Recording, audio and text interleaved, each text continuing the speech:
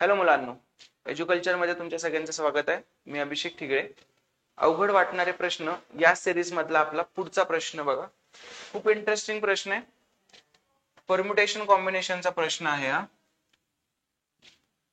त्याच्यातले आपण परम्युटेशनचा म्हणू शकता तुम्ही याला. काय प्रश्न आहे बघा. ए या लेखकाची 5 वेगवेगळी पुस्तके, बी या लेखकाची 3 वेगळी पुस्तके आणि सी या लेखकाची 6 वेगवेगळी पुस्तके आहेत. एकूण पुस्तक किती आली? 6 5 11 3 14. 14 पुस्तकं आहेत एकूण. यातील किमान एक पुस्तक, काय म्हटलंय, किमान एक पुस्तक किती प्रकारे वाचकाला देता येईल ती संख्या निवडा. जेव्हा हा पेपर झालेला तेव्हाच मी याचं डिस्कशन घेतलेलं, पेपर झाल्या आणि त्याच्यानंतर हा प्रश्न रिपीट पण झाला. हे लेक्चर बघितलं असतं तेव्हाच, तर त्यानंतरच्या वेळी जो आलाय तो तुम्हाला सॉल्व्ह करता आला असता. खूप चांगला प्रश्न आहे हा. काय म्हणते, तुम्हाला किती पुस्तकं द्यायचे वाचकाला? 14 पुस्तकं द्यायचे. मला जर पुस्तक वाटायचं असेल तर माझ्याकडे ऑप्शन किती आहेत? माझ्याकडे 2 ऑप्शन आहेत. एक तर मी पुस्तक देऊ शकतो किंवा पुस्तक नाही देऊ शकत. बरोबर, माझ्याकडे 2 ऑप्शन आहेत. मग मी काय करू शकतो? माझ्याकडे ऑप्शन किती आहेत? 2. आता हे 2 ऑप्शन मी किती पुस्तकांवर लावायचे? एकूण पुस्तकं किती आहेत माझ्याकडे? 14. मग मी किती प्रकार लावू शकतो? 2 चा 14वा घात. म्हणजे मी प्रत्येक पुस्तकाला काय देणार किंवा नाही देणार, परत दुसरे घेणार, देणार किंवा नाही देणार, देणार किंवा नाही देणार. म्हणजे माझ्याकडे ऑप्शन किती आहेत? 2. ते किती पुस्तकांवर लावायचे? 14. म्हणून काय करायचं? 2 चा 14. थोडक्यात तुम्ही याला काय लावू शकता? ऑप्शन्स किती आहेत बघायचे तुमच्याकडे. ऑप्शन्स किती आहेत ते लिहायचं पायाला, बेसला. आणि किती पुस्तकांवर लावायचं आहे, किती पुस्तकांवर किंवा किती वेळा, हाऊ मेनी टाइम्स जे असेल ते कुठे लिहायचं? घातावर. जेवढे ऑप्शन आहेत ते पाया, जेवढे वेळा करायचं आहे ते तेवढं घातावर लिहायचं. मग 2 चा 14वा घात आहे का उत्तर याच्यात कधी? 2 चा 14वा घात नाही. हे उत्तर कशाच्या 2 चा 14वा घात? जर मला 14 पुस्तकं द्यायचं काम केलं असेल आणि माझ्या ऑथॉरिटी असेल द्यायचं की नाही द्यायचं, तर ते मी किती प्रकारे करू शकतो? 2 चा 14वा घात प्रकारे. पहिलं पुस्तक मी देईल आणि बाकीचे 13 देणार नाहीत. 2 देईल, बाकीचे 11 देणार नाही, 12 देणार नाहीत. असं जशा पद्धतीने असे किती परम्युटेशन होतील? 2 चा 14वा घात. पण इथे एक गोष्ट म्हटली, यातील किमान एक पुस्तक किती प्रकारे वाचकाला देता येईल. याच्यात एक असं पण कंडिशन असेल की नाही रे, मी प्रत्येक पुस्तक कुणालाच दिलं नाही, 14 पुस्तकं घेऊन मी घरीच गेलो, म्हणजे ही केस काय झाली की मी 0 पुस्तकं वाटली. ही अशी एक केस असणार या 2 चा 14वा घातामध्ये. बरोबर. पण त्यांनी काय सांगितले, किमान एक पुस्तक तरी वाटलं गेलं पाहिजे. तर ती केस काय होणार याच्यातून? वजा. म्हणून ह्याचं उत्तर काय येणार? 2 चा 14वा घात वजा 1. समजलंय? आता ऑप्शन नंबर 4 आलं. हा प्रश्न तेव्हा घेतला मी. आणि त्याच्यानंतर बघा पुढचा प्रश्न सेम सीसॅट 23 ला. हा कुठं होता? पीएसआय मेन्स 2020 ला. हा सीसॅट 23 ला. काय प्रश्न आहे? 20 प्रश्नांची प्रश्नपत्रिका तयार केली आहे. प्रत्येक प्रश्नाला 2 अंतर्गत पर्याय आहेत.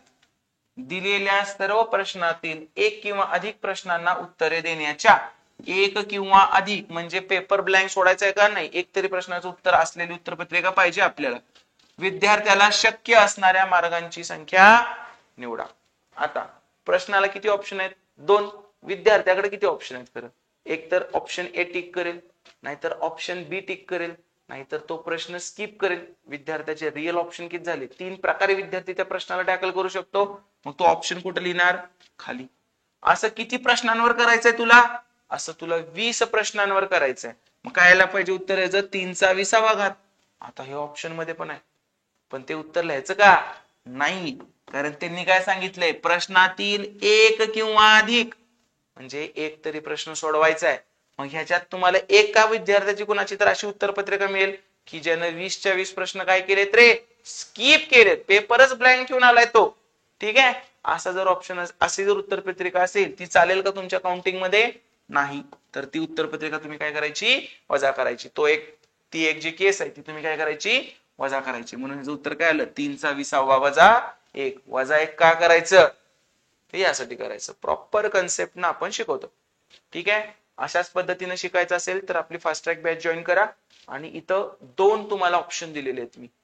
काय आहे? हे गणिताचं माझं टॉपिक वाईज पीवायक्यूचं पुस्तक आहे आणि हे बुद्धिमत्तेचं टॉपिक वाईज पीवायक्यू पुस्तक आहे.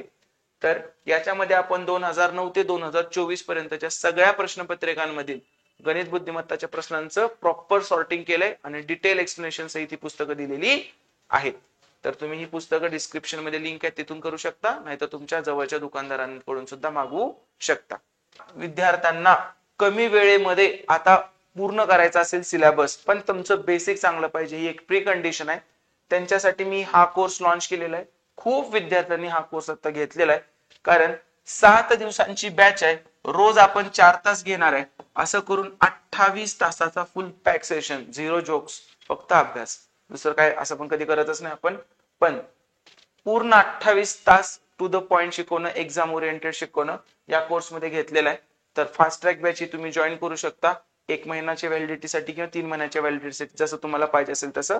कंडिशन एकच आहे, तुमचं बेसिक बऱ्यापैकी चांगलं पाहिजे. तर गणित कच्चा असताना उगाच शॉर्टकट मध्ये मला शिकायचंय म्हणून इथं यायचं नाही, तुम्हाला कळणार नाही. ठीक आहे, कारण 28 तासात सगळ्या टॉपिक्सना थोडं थोडं टच करणं म्हणजे स्पीड मध्ये असणार आहे. ज्यांचं बेसिक चांगलं आहे त्यांना उपयोगी पडेल, त्यांना खूपच उपयोगी पडेल. कारण तुम्ही जर 11, 12, 13 पर्यंत असाल ना, तुम्हाला 16, 17, 18 आणि जरा तुम्ही जास्त अभ्यास केला तर 19 सुद्धा. तर इथपर्यंत आपण कसं जायचं ते तुम्हाला याच्यामधून शिकू शकता आणि कमी वेळेत होऊन जाईल. तुम्ही जेवढे प्रश्न एकट्याने सोडवू शकणार नाही ह्या परीक्षेच्या पर्यंतच्या काळात, तेवढे मी 7 दिवसात तुमच्याकडनं सोडवून घेतलेत विथ कन्सेप्ट क्लिअरिंग. ठीक आहे, त्यामुळे ज्यांना कमी वेळेत पूर्ण करायचं त्यांनी हे, आणि ज्यांना माझ्याकडून डिटेल शिकायचं आहे त्यांनी माझा हा कन्सेप्ट आणि PYQ कोर्स जॉईन करू शकता. याच्यामध्ये आपण प्रत्येक टॉपिकची कन्सेप्ट आणि आतापर्यंत आयोगाला पडलेले 3500 प्लस प्रश्नांचा समावेश आपण याच्यामध्ये केलेला आहे. तर ज्यांना हे करायचं असेल त्यांनी ही बॅच 3 किंवा 6 महिन्यांसाठी जॉईन करा. आणि ज्यांचा गणिताचा संबंधच संपलेला होता 10वी नंतर आणि गणित आता शून्यापासून शिकायचं आहे, त्यांनी माझी ही बॅच जॉईन करा. याच्यामध्ये ती मगाची पर्पल कलरची बॅच आहेच, प्लस बेसिकचे 2 फोल्डर गणित आणि बुद्धिमत्ताचे मिळतील. त्याच्यात मी हाताला धरून शिकवल्यासारखं शिकवलंय. तर ज्यांना गणिताला एकदम शून्यापासून सुरुवात करायची आहे त्यांनी माझा हा ग्रीन पोस्टरचा कोर्स जॉईन करा. याच्यात बेसिकचे 2 फोल्डर, कन्सेप्ट आणि PYQचा तो मागचा कोर्स, असं ह्यात सगळं मिळणार आहे तुम्हाला. ही बॅच तुम्ही 6 किंवा 1 वर्षासाठी जावा, कारण 3 महिन्यात हे काही कव्हर होणार नाही. इव्हन मी 3 महिने ह्याला व्हॅलिडिटी ठेवली पण नाहीये, 6 महिने किंवा 1 वर्ष अशी व्हॅलिडिटी ठेवली.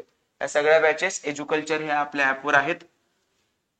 हे ऍप डाउनलोड करून तुम्ही बॅच जॉईन करू शकता आणि डिस्क्रिप्शन मध्ये मी त्याची लिंक सुद्धा देतोय, तर तिथून सुद्धा तुम्ही जॉईन करू शकता. आणि आपली ही अवघड वाटणारे प्रश्न ही सिरीज तुमच्या मित्रांपर्यंत पोहोचवा. तुम्हाला परीक्षेमध्ये त्यातल्या कुठल्या ना कुठल्या तरी पॉईंटचा फायदा होणार आहे. धन्यवाद.